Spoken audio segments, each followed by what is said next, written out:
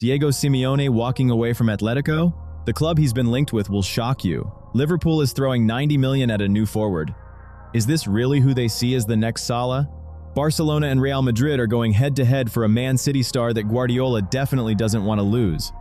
And a familiar face with a Liverpool past could be on his way back to England. All this and much more in today's episode. Let's try to hit 200 likes on this video and we'll be back tomorrow with more transfer madness. Smash that like button and let's dive in. Miss him? Well, it looks like English football hasn't quite finished paying for its sins, because Darwin Núñez might be on his way back. Several sources, including Team Talk, say 2 Premier League clubs are seriously considering signing the Uruguayan. Wait, didn't Liverpool just happily offload him to Al Hilal last summer for £46 million and breathe a massive sigh of relief? They did. But things move fast in Saudi Arabia, and even by their standards, the situation is borderline ridiculous. Núñez actually started okay over there, 9 goals and 5 assists in 24 matches, respectable numbers. But then came a complete masterclass in poor planning. In January, Al Hilal decided they desperately needed Karim Benzema from Al Ittihad. They signed the Frenchman and suddenly discovered they'd smashed right into the league's strict foreign player limit. There was no room for everyone. And guess who got the short end of the stick? Darwin. He's been completely dropped from the squad for both the Pro League and the Cup, fully fit and raring to go, but unable to play until the season's over. Unsurprisingly, he's furious. He tried to escape in February, pushing for a loan to Turkey just to stay sharp, but it fell through. His agents are now actively marketing him in England, because doing nothing isn't exactly something Núñez does well. Enter Tottenham and Newcastle. Atletico and Juventus are reportedly sniffing around too, but let's be real. The only clubs that can handle the financial package, even a heavily discounted one, are in the Premier League. Newcastle is the scenario I keep coming back to. And I'll say this straight, all memes aside, for the Magpies, this could actually be a brilliant move. Eddie Howe's system is built on direct play, speed, and power. That's the exact profile they need. Someone who runs the channels, plays aggressively, and physically bullies defenders. In a setup that relies on chaos and transitions, Núñez would look a lot more at home than he ever did in the rigid positional structures of Arne Slot or late-era Klopp. St. James Park sees him as the ultimate weapon. Money is the obvious hurdle.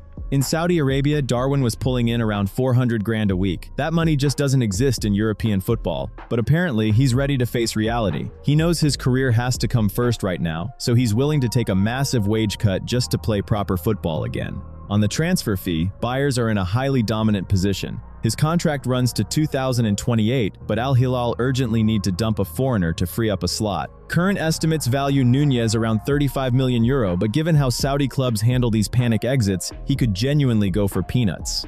They buy at crazy prices and let players walk for next to nothing just to clear a headache. That's the pattern. So there's a real chance Premier League fans are about to get the pure privilege of watching this mad genius live once more. Brace yourselves. It's going to be box office. Rodri remains at Manchester City for now, but the situation around him is getting incredibly intriguing. According to Bild, both Real Madrid and Barcelona are monitoring the Spaniard closely and are prepared to battle for his signature this summer. His current deal runs through to 2027. On the surface, what's there to worry about? But that's precisely the issue. The complete silence around a contract extension is what's truly keeping the rumor mill spinning. With no official word on renewal talks, Rodri is rapidly approaching the final 12 months of his agreement. This is the exact window when rival clubs start turning up the pressure, and City could easily end up in a very uncomfortable spot.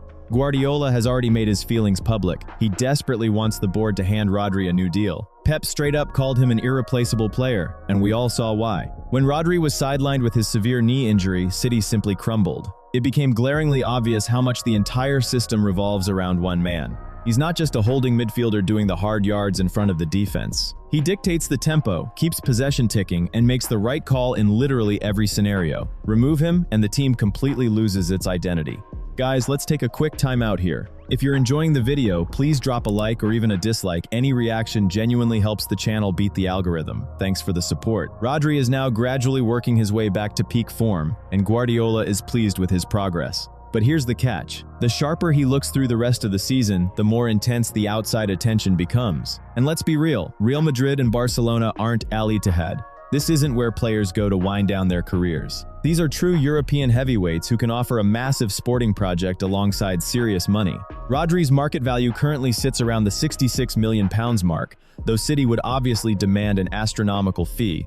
assuming they'd even entertain a sale. But the real question is what the player himself wants. Rodri grew up in Spain, he came through Atletico's academy, and the pull of returning home is perfectly natural, especially when it's Real Madrid, a club that has completely mastered the art of snatching the world's best players at exactly the right moment. There's also one massive factor that strangely gets overlooked: Pep Guardiola's own future. Pep is at the Etihad for now, but questions about his long-term plans haven't disappeared. If the manager decides to walk away, that will have a direct impact on whether key players want to stick around. Rodri has built his peak years around Guardiola's tactical blueprint. Without Pep, Manchester City becomes a very different proposition. For now, it all remains at the level of speculation and hints. City are desperate to extend, Guardiola is pushing for it, but without a signature on paper, it's nothing more than words. Rodri is a highly intelligent guy. He sees the full picture and is clearly in no rush to make a decision. And the longer this limbo continues, the stronger the hand of those trying to pull him away from Manchester. It looks like Diego Simeone already has one eye on Italy.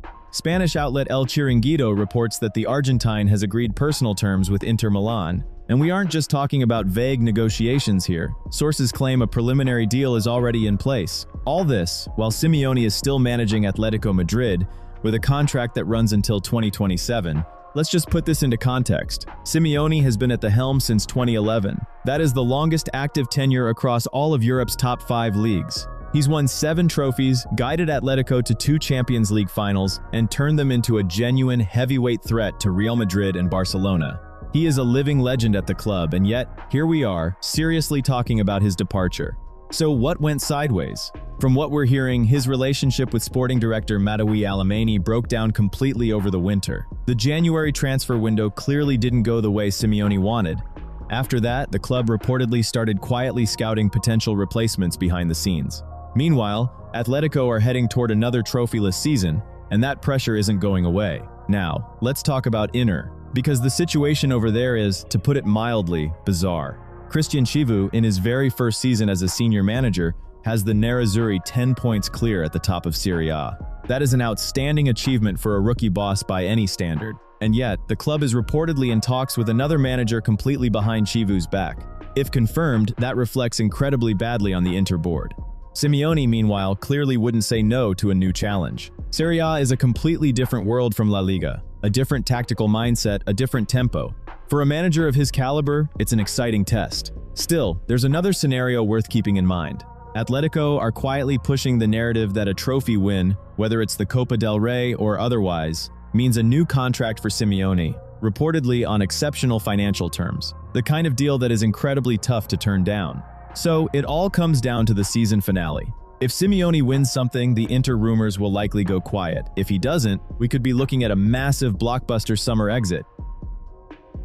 Mohamed Salah looks like he's finally run out of gas. The Egyptian has visibly dropped off, and his form this season has become a real headache for Liverpool. The man who carried the Reds' attack for years is now just disappearing on the pitch. Half the time, he has virtually zero impact on the game. Just think about it. Right now, Salah is on a terrible goal drought. He hasn't found the net for 9 games straight. He's never had a slump this bad in all his years at Anfield. Time spares no one, and Liverpool's hierarchy knows it. Salah could very well leave the club this summer, which means they need to find a replacement as soon as possible, and it has to be someone top tier. You can't fix a massive hole like this with an average signing, and the clear #1 priority for the Merseysiders right now is Newcastle winger Anthony Gordon. The kid is just entering his prime.